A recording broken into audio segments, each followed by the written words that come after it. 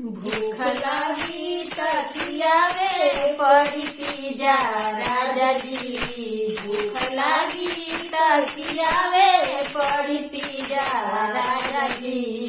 प्यार करे से पहले तो पिजा राजा जी। प्यार करे से पहले तो पिजा राजा जी।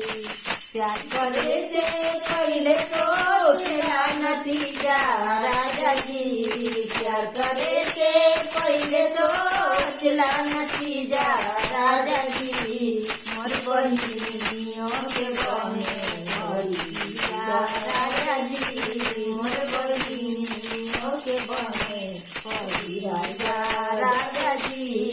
भूख लागी तकियावे पड़ी पिजा राजा जी। भूख लागी तकियावे पड़ी पिजा राजा जी।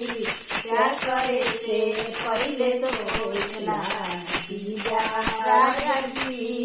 प्यार करे से पहले सोचला पिजा राजा जी। प्यार करे से पहले सोचला पिजा राजा जी। हमके प्यार की करी पिजा राजा जी। हमके प्यार की करी भतीजा राजा जी। प्यार करे से पहले सोचला नतीजा राजा जी।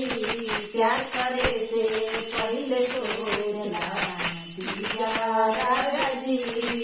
भूख लागी तकियावे पड़ी पिजा राजा जी। भूख लागी तकियावे पड़ी पिजा राजा जी। प्यार करे से पहले सोचला नतीजा राजा जी। प्यार करे से पहले सोचला नतीजा राजा जी।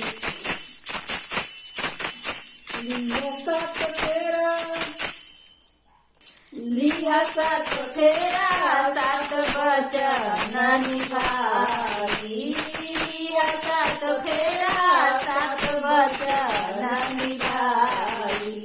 दुल्हन बना के अपन करवा लिया।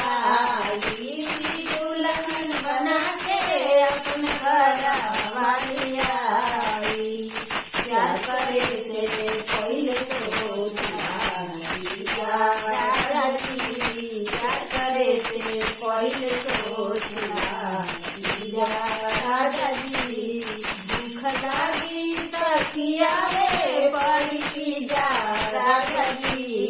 भूख लागी तकियावे पड़ी पिजा राजा जी। प्यार करे से पहले